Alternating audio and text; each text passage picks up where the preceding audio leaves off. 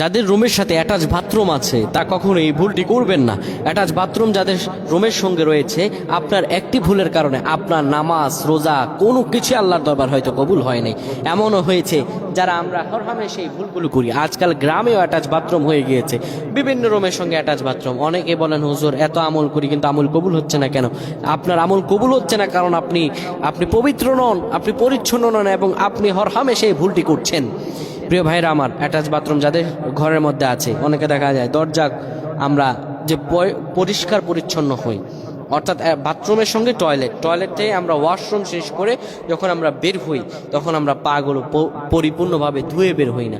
ছোট্ট বাচ্চা যাদের আছে দেখা যায় তারা অনেক সময় বাথরুমে ঢুকে যায় এবং হয়তো বা সেখানে যদি ময়লা থাকে সেই ময়লাটা নিয়ে আপনার এই যে ফ্লোর আছে সেই ফ্লোরে হাঁটাহাঁটি করে, আর সেই ফ্লোরের মধ্যে অনেকেই নামাজ আদায় করেন ভুলবশতভাবে, যায় নামাজ বিছান না, খেল